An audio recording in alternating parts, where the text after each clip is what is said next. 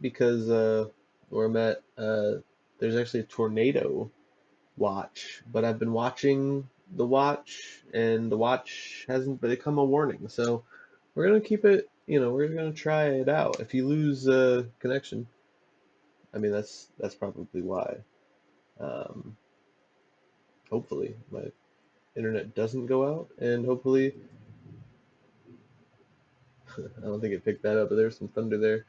Hopefully everything's all straight there. But yeah, we do have the gentleman, Chris Adams, to talk about this week. I don't know a whole lot about the gentleman, Chris Adams. I know about the super kick, which he invented, and I know he's going over versus Honky Tonk Man. I know he's been in my developmental for a little while. I have not seen the episode yet, so we're gonna check it out. But yeah, he's gonna defeat Honky Tonk Man, and keep Honky strong. Those honkies, uh, they get upset if you don't keep them strong. Yeah, let's get it going.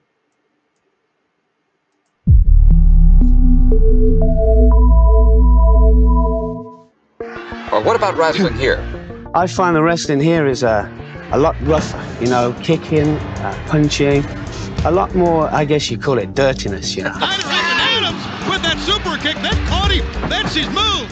A judo champion who came to America with the dream of becoming a star of the squared circle, Chris Adams captured lightning in a bottle.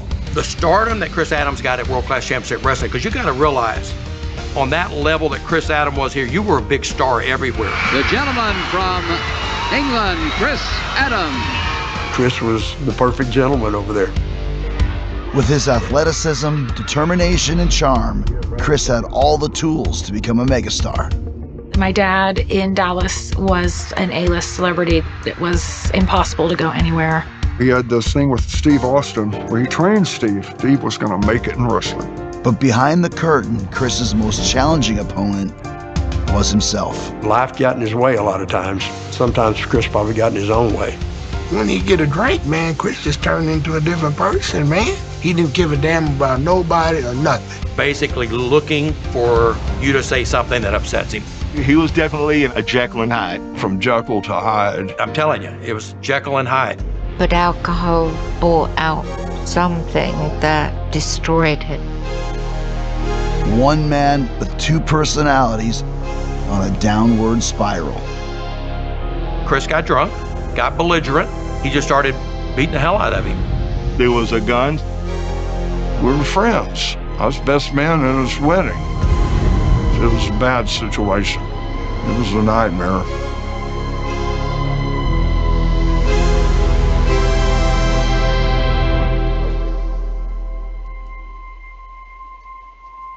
Yes. Weighing in at 233 pounds from England, welcome Chris Adams. Okay, so these were in a storage unit that my dad had, and this is just an example. It's so amazing that you kept this stuff. I know, I keep everything. It was hard. It's still hard. I still miss him. I still think about my dad every day. I'm Jade Adams, daughter of gentleman Chris Adams. When he was traveling, he would always write me notes, letters, always send me a birthday card, pour his heart out in it. Dear Jade, wow, how time flies. I miss you so much, Munchkin. Yep, you're still my Munchkin, even though you're nearly 14 and a beautiful young woman already. It seems that I have always been struggling trying to make it, and that before you know it, half of my life is over and I've missed out on so much. I really want to see you more often. Family is so important. I feel so guilty now. I think of all the things I have done in the past that have hurt people and often grieve about them every day. Anyway, I thought it was time that I told you my true feelings, and I hope that you will be able to forgive me. Love, Daddy. He didn't want these demons as much as none of us wanted them for him. I just think they ended up kind of catching up to him, but he was a great person and a loving person. And, he's not here to defend himself, so I want to do that for him. Long before anyone could imagine that his story would end in tragedy, Chris Adams was a spectacular performer who seemed destined for greatness. The American heavyweight champion, the gentleman from England, Chris Adams. I know Chris Adams very well. He wanted to be the best he could be. I had to admire that about him. I'm Kevin Von Erich. I've been in the wrestling business for longer than I can count. Chris was one of the toughest guys I've ever known. He was really a master. He knew what he was doing in the ring. Chris had a special finishing move, was a super kick, and he kicked like a horse. A super kick, and Kevin Von Erich is out on the floor. He invented his finishing move because when we discussed the match and how to get him over when he got here, he said, well, my finish is a super kick. You'll know it when you see it. When he threw the super kick for the finish, we were like, whoa! Hi, my name's David Manning, and I was a promoter, a booker, and a referee for World Class Championship Wrestling. Last thing I do, that costs you $500. $500. You don't get my face on the record. Get out. When Chris did the super kick, as he would kick, he would also had a way where you really couldn't see it, but he would slap his leg, and it literally sounded like he just tore the opponent's head off. And it came back with his own. There's a super kick. A tremendous super kick by Chris Adams. That was it. From there on, he was just climbing the mountain here at World Class. When Chris Adams come in from England, I had them colors from over there in England and shit, man. Oh, they loved him. Oh, yeah, for sure. I tell you what the situation is, brother. Chris Adams then went goofy. I'm Iceman, and I used to wrestle with Chris Adams. Chris didn't give a damn. He was just tough, man. That dude brought that super kick, man, was unbelievable. There's a super kick. And he could do anything in that ring. He was a performer. Do you know anything about his judo background? I knew his brother had won judos in the Olympics.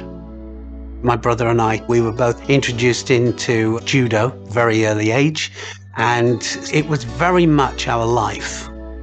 I'm Neil Adams, Chris's younger brother, 2 times Olympic silver medalist in judo.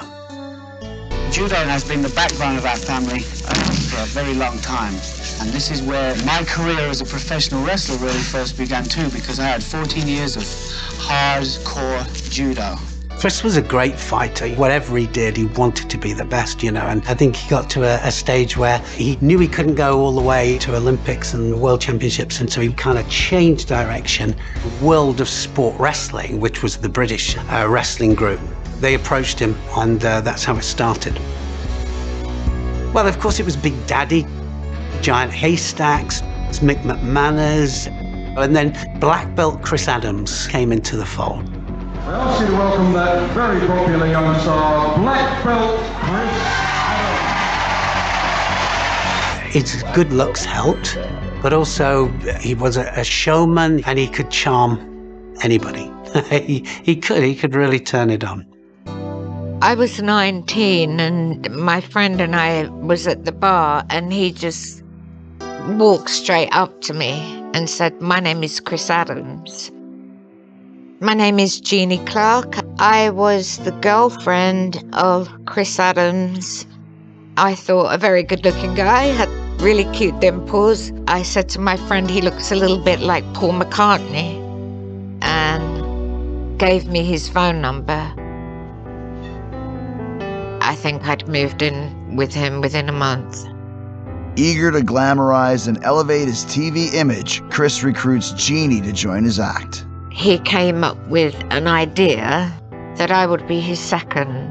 I was the girl that would come in between the rounds, and as in boxing, don't think that it had been done in wrestling before. I did think he may make a good star, but only up to a certain degree. Knowing his fame in England has a ceiling, Chris and Jeannie packed their bags for the City of Angels. After arriving in Los Angeles, about 2 or 3 months later, I became pregnant. I loved it, and I remember sunbathing a lot. Chris and I just sitting on the beach, just enjoying the sunshine. And then I remember Chris' head turning a little bit. Beautiful girls on the beach. They were tanned in bikinis. You didn't see that in the UK. I knew he was looking at other women. probably my first red flags that something was going wrong, but because I was pregnant, I felt not good enough. Settling into their new life, Jeannie learns that she is pregnant, and with Chris traveling for work, she's often left alone in Redondo Beach. I didn't see a lot of Chris. It was very difficult. I was very pregnant, and we didn't actually have a lot of money at that time. So Chris, he went to Mexico quite some time. I went back alone to the UK to give birth to Jade. And then finally Chris came back to the UK. He was happy, but he said we were going to go back, and that was the way it was. With the family back together, Chris is eager to return to the US. But for Jeannie, the thrill is gone. He started to stop coming home. I think he was seeing a lot of different women. But I do recall the last straw was over a New Year's, because he said, you can't come with me, but if you cook and get champagne, we'll have a meal together when I get back. And I did do that, and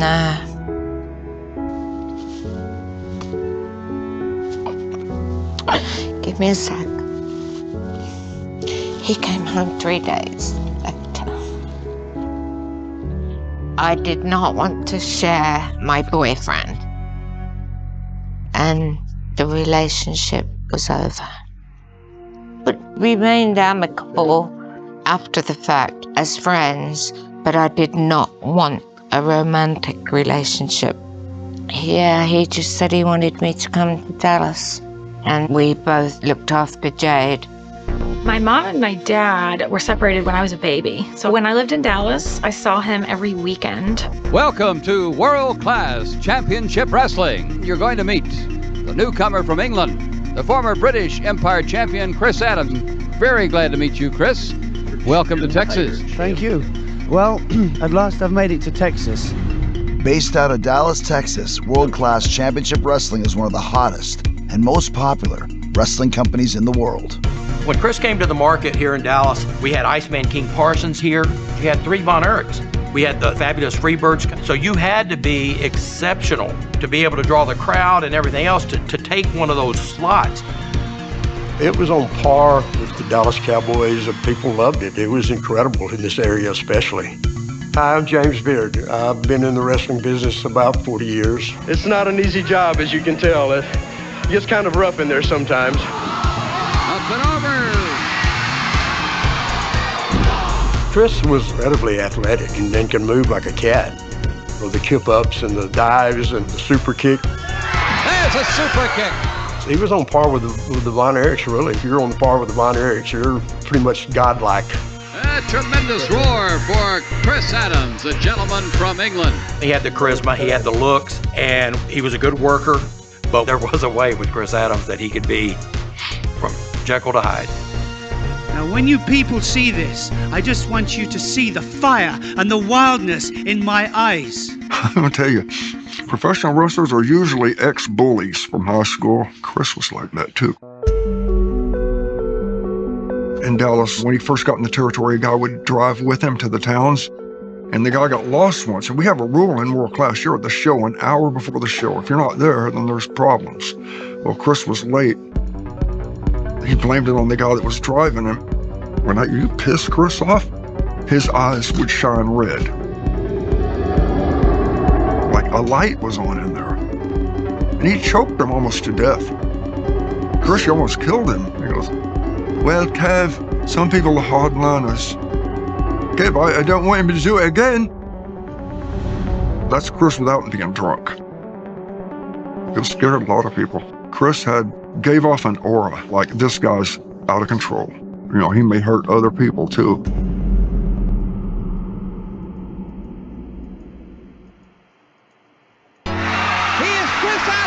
Now established in World Class, Chris's ambition is to be the star of the show.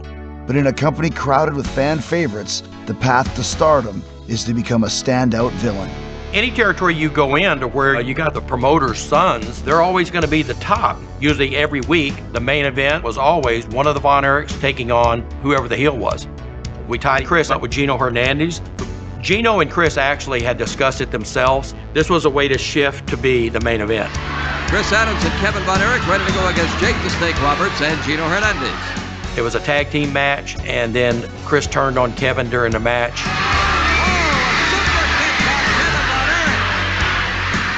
A strange turn of events. The next thing I know, he hit Gary, and then Chris hit him with a super kick out of nowhere. They turned Chris bad. It was booming crowd, sellout. Now you listen to me, man.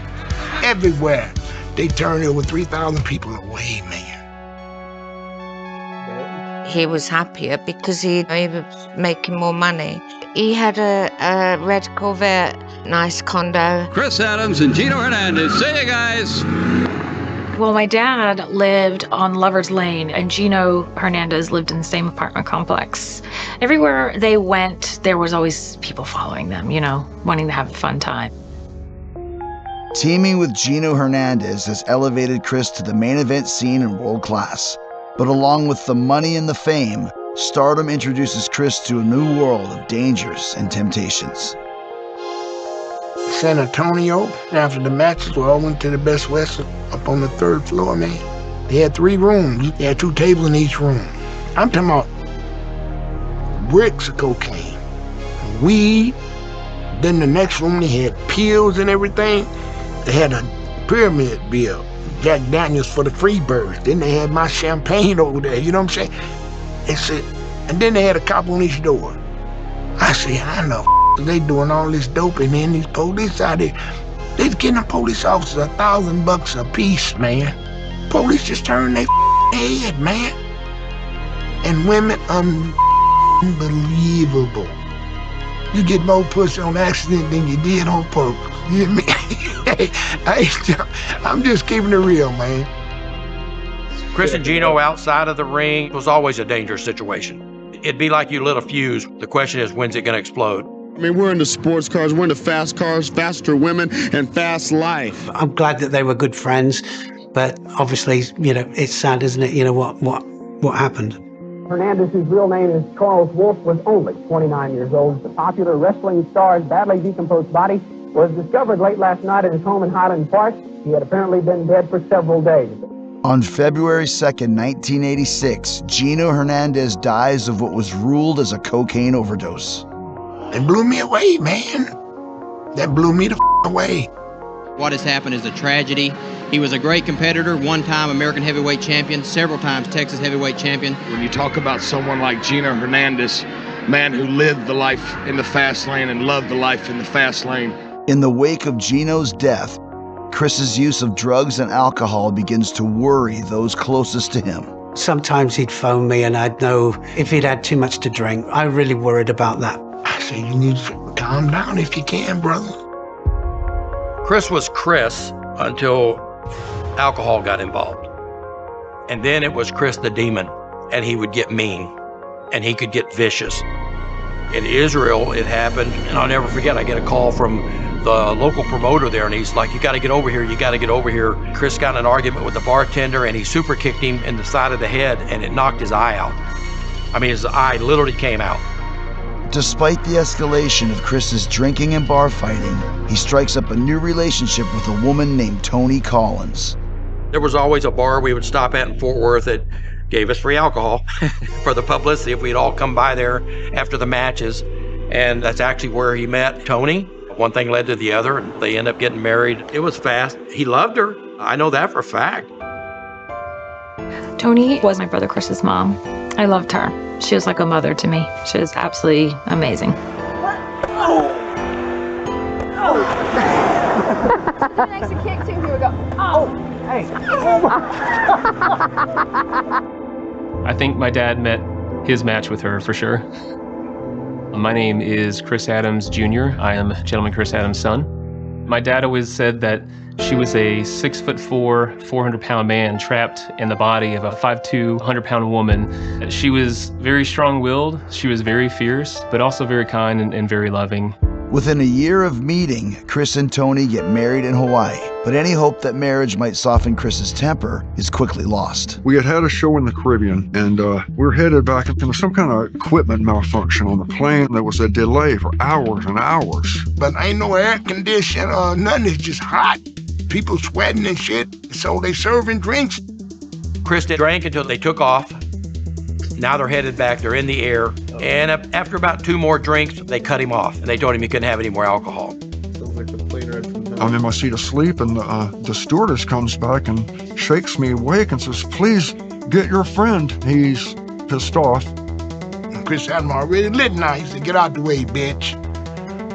And when he said bitch, she said, "Wow," and slapped him. And he slapped her back. An airplane pilot reached in there and grabbed him and shook him and said, "What's your problem?" Chris's eyes were that red light goes on his eye. Chris Adams had that co-pilot by the lapels of his coat, and his feet weren't even touching the ground. And Chris said, "Feel the power," and was pumping his head into his face, and blood everywhere. If he wouldn't have had the alcohol, it would have never happened. It's just that Chris was just not Chris Adams anymore once he got intoxicated. Sometimes something like that's a wake-up call, and Chris just continued to have problems.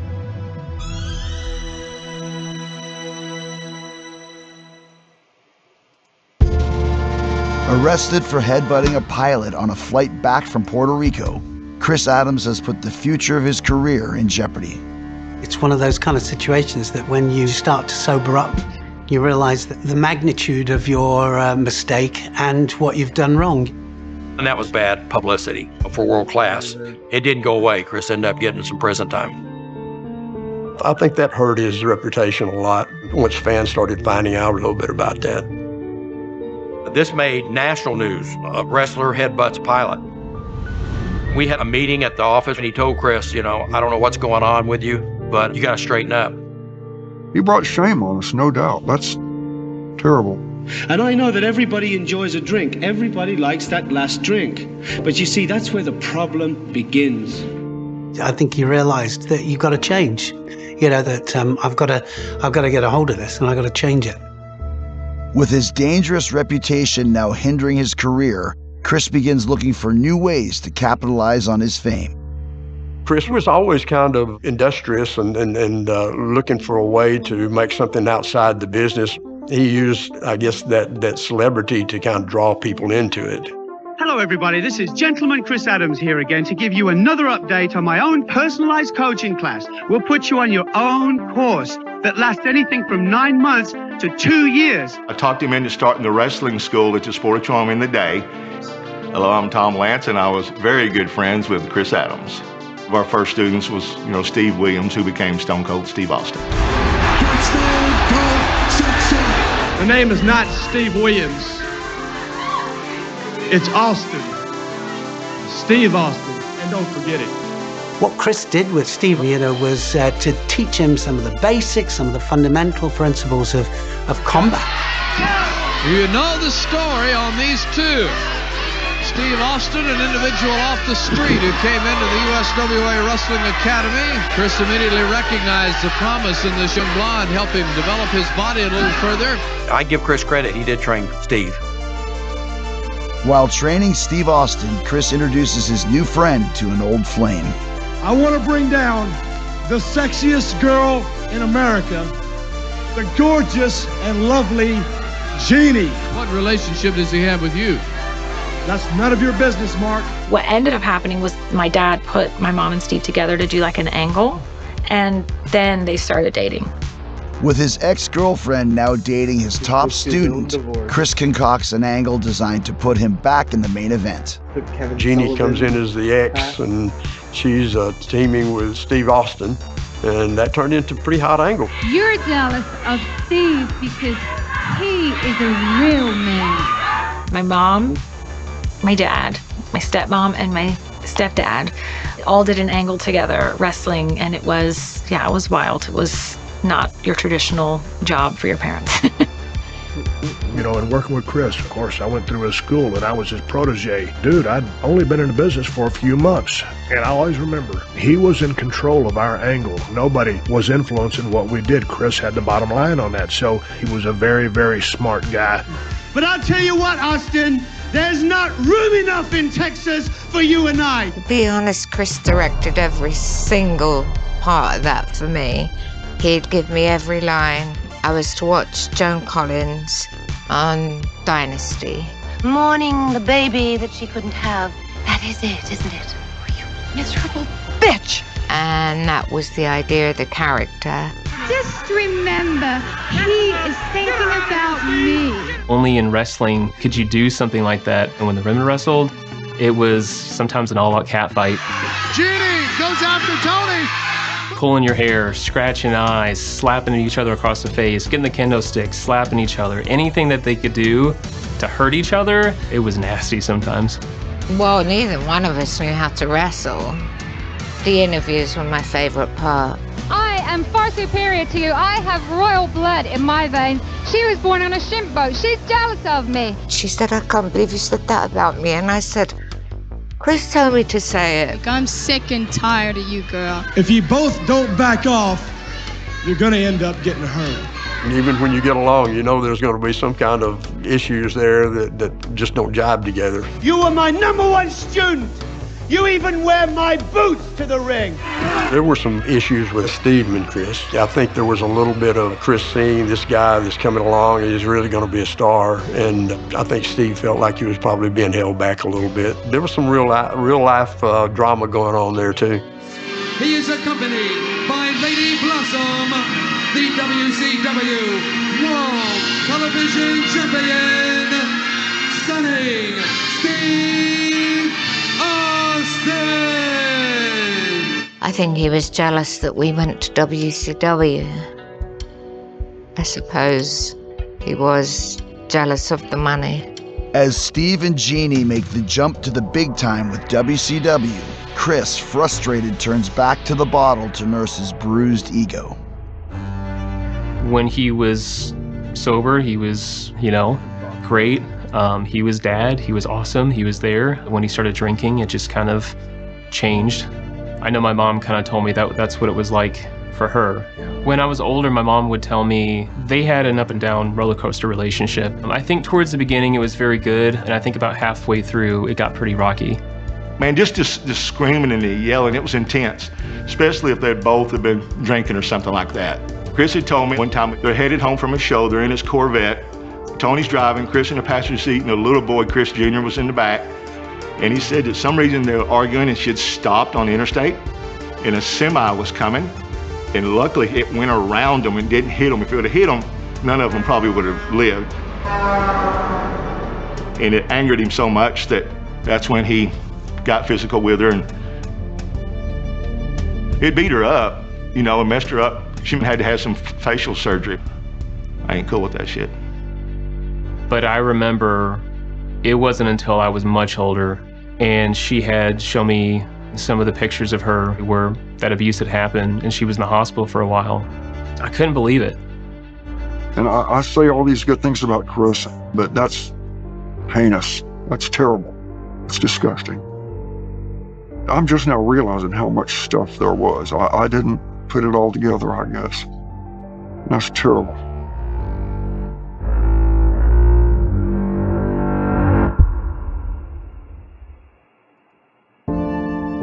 The horrific attack on Tony is a shocking new low for Chris Adams. But as he continues to struggle, his descent to the bottom will only get worse. She knew that it wasn't right for her, that kind of lifestyle.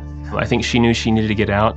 She said, I had everything that I had with your dad. I had the big house, I had a Corvette, everything that anybody could ever want, but I just felt so empty inside. Chris's reputation follows him to his next company, the struggling Global Wrestling Federation. After World Class, and then Global came in, and that was a pretty good run. Chris Adams against Rod the Bod. Rod Price, he and Chris were battling for the GWF title. Rod had long blonde hair, and it was starting to thin out, so he ended up getting a weave put in. Somehow they kind of sewed it in up there. I don't know how it was all done, but anyway, Chris knew about it. We all knew about it, and it was kind of off limits. You know, don't pull the hair. Well, during this match, Chris, because I think he probably thought it would just come right off, and he jerked on it, and instead of coming off, it ripped off. And blood went everywhere. I've never seen so much blood in a ring in my life. It just covered. I mean, he didn't even finish the match. He just left the ring. We had to take him to the emergency room.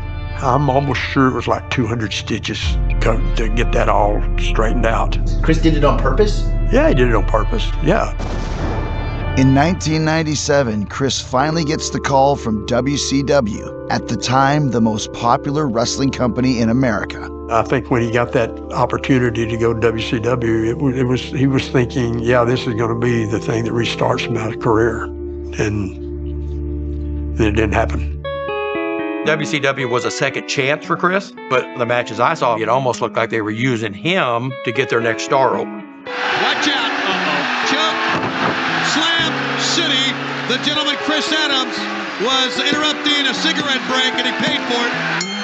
He was unhappy that he'd gone to WCW and was being used as a jobber. 1, 2, 3. I remember him saying that he was working harder. You know, he worked hard and he was getting tired. I think he was getting discouraged about the whole thing, getting beat every night. I don't see how it couldn't affect someone being at the top like that, and then very quickly, you know, if you don't stay on top of it, you don't change your angle, things are changing, it's going to happen. Your career is going to dwindle. I can remember him talking about, I know I'm better than this guy and that guy, and he wasn't lying. He probably was. But you know, wrestling's not always fair. Other things were going on that were working against him. Why'd he get fired? A few too many drinks and got a DWI, and they let him go. He was always struggling with finances. His status had diminished to a point to where he wasn't the guy you wanted to go to. He was getting a little older, harder to stay in shape, and people just weren't coming to him like they used to. He got into some other stuff besides alcohol, got into GHB real bad.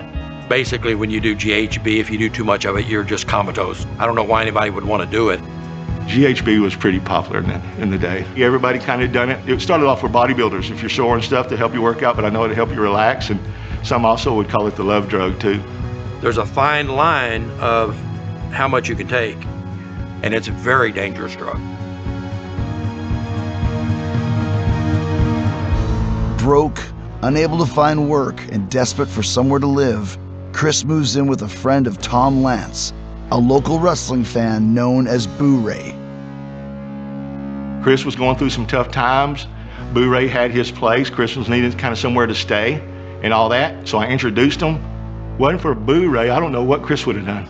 Super good guy, cared about people, went above and beyond. That's why he was helping Chris. Chris was lost. But I loved Chris, you know, he was my friend.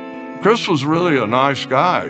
He was witty, he was fun, you know, to be around. I'm Boo Ray, and Chris and I were good friends. He was a good enough friend that I trusted him in my house. He was really a delightful guy. We'd invite people over and cook out by the swimming pool, and we were having a good time. Well, I mean, they seemed to be getting along great, him and Boo Ray. Boo Ray paid the bills. He had no money. He might work one little show here and there, and it was hard for me to take money from somebody that hadn't made money in, 3 months. I was happy to help him, but also inside I was feeling I was being used. While living with Boo Ray, Chris meets a young woman named Linda. He was in love with Linda. I know he was in love with her.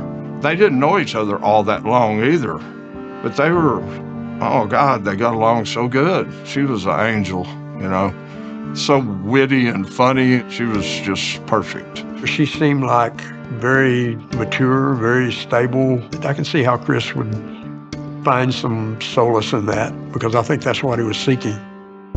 On the night of April 22nd, 2000, after dating for just a few weeks, Chris brings Linda back to Boo Ray's house to keep the party going into the early morning.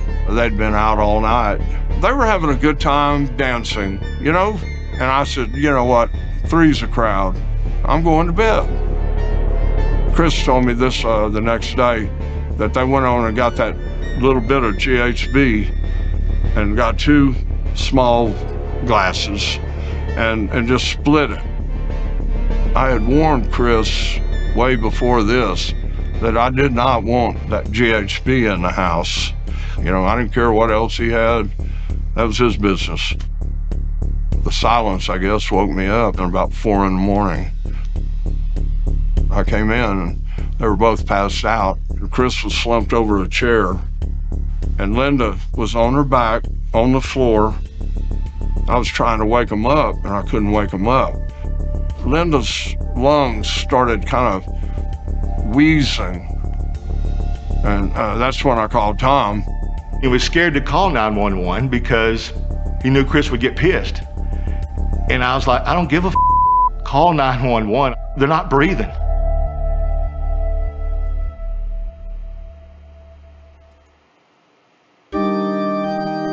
Boo Ray wakes up in the middle of the night to find Chris Adams and Chris's girlfriend Linda unresponsive.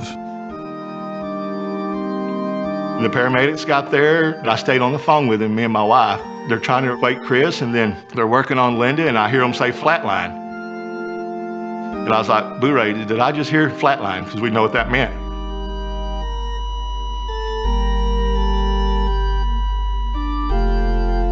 It's not the easiest thing in the world to talk about this.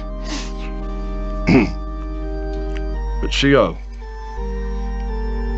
from seeing somebody that was just one of the sweetest people in the world die right in front of your arms, you know?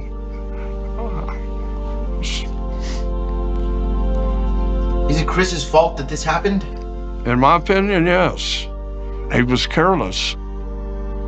I never saw him use drugs. He just told me the truth that he gave Linda, you know, too much of this GHB and she died, and he was absolutely devastated.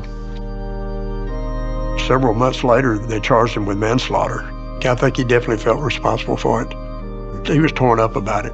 I mean, he was legitimately torn down about what happened. After Linda died, he was going through a lot of ups and downs. You know, he had threatened suicide and this and that, drinking a lot. His drinking had spiraled really bad. That would have been self-medicating.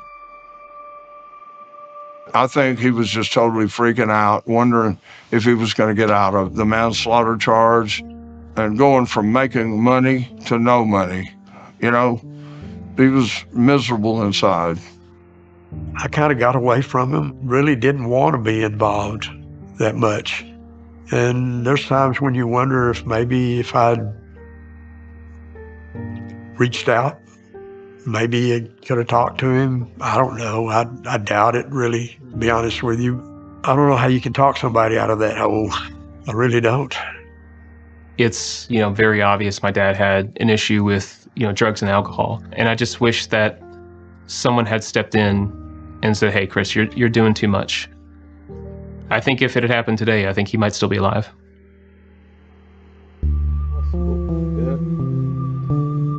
October the 7th. It was at my mother's house. And Chris had called me earlier that morning and told me he was all bummed out. I just said, why don't you come on over? Finally, about 7, he showed up, and I had brandy. Of course, we had beer. And I'm still not sure what set him off. I must have said, you know, Chris, could you hold it down a little bit? My mother's trying to sleep. But anyway, boy, that's when he went berserk. I mean, just like boom, light switch. And he come at me with that post. I had a 4-post bed, and he broke the post off and come at me with it. I grabbed the post, which cracked my index finger, and then he put me in a sleeper hold. And then here we go across the room. He pushed me on a bed, and he just started gouging my eyes out. And he started biting me. He bit me on the face several times, and then on the neck. He had me pinned down and was choking me. He just kept getting stronger. His eyes seemed to glow. I thought I was gonna die. I kept the gun on my end table. I put the gun as quick as I could to his shoulder. The only thing I could do was pull the trigger.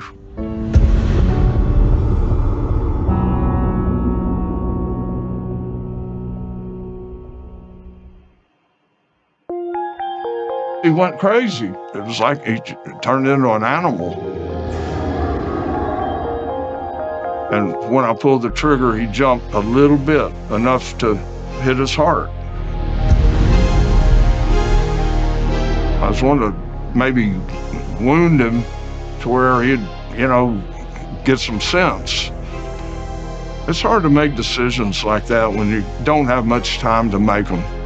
He would have killed me. I called 911, asked them to please get here quick. It was bad.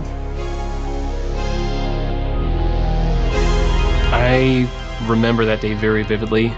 I was in school. My mom came to pick me up. We get home, and I remember her getting down on her knees in front of me. Honey, I'm so sorry to say, but your dad's dead. And I didn't feel anything at the moment because I thought, no way. I get a call from my wife, and she could hardly draw breath, and then said he's gone. Chris had been shot.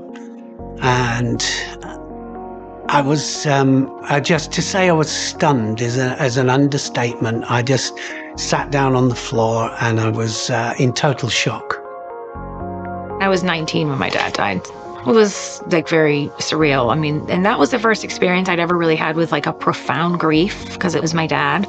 So it was really tough. It took me a really long time to cope with it.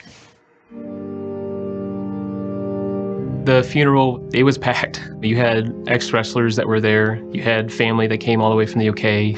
And yeah, there was people standing out the back because there were so many wrestling fans there. It was a nice tribute. He had affected so many people's lives, and a lot of it was for the better. And I just remember being very solemn when I was there, but hearing a lot of the words that people said were really cool. A lot of people loved him. I pulled the trigger. I'm sad, but I wouldn't be sitting here right now had I not. I had to go in front of the grand jury. They said, it's over. What you did was an act of self-defense. It was almost like him or me. I feel like we really had no choice. I don't think he wanted to roll the dice. Something happened in there. Do I believe him that it was self-defense? No, I don't.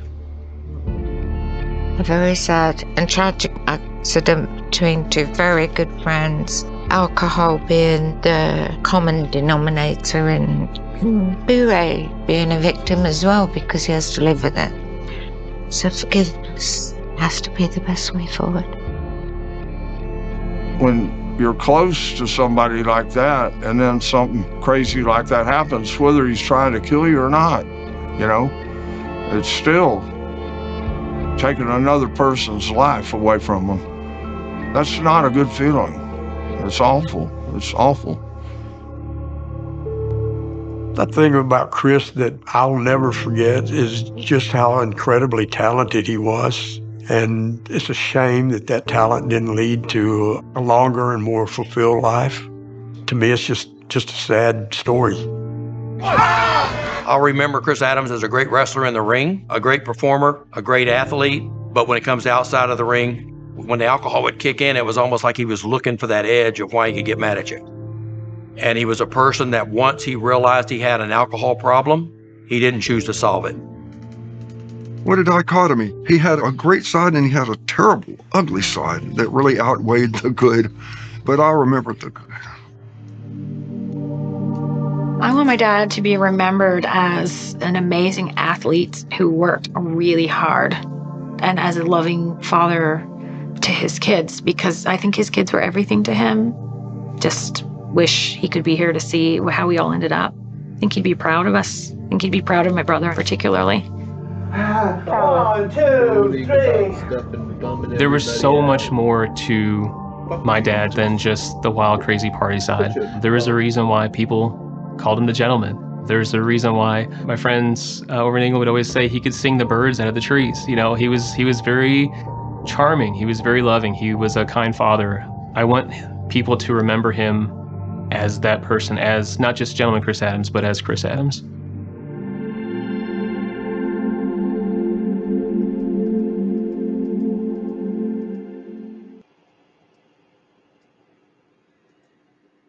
All right. That does it for this one. You want a piece of me, little girl? That's the one I should have been watching. This one's got the full length. Yeah, that's the Gentleman Chris Adams. Pretty rough. Strange the way that everything went down there at the end, right? It's just a little bit curious. But yeah, Chris Adams. You know, I guess I can't really say much about him. Like I said, I didn't know much about him to begin with. I can't follow up what his family has to say about him, but yeah, he's been a good worker in my company. If we see any drug issues, we'll make sure to send him out to rehab, and yeah, hopefully things end differently, as the case with all of our Dark Side of the Ring participants. But peace out, y'all. I'll see you in the next one.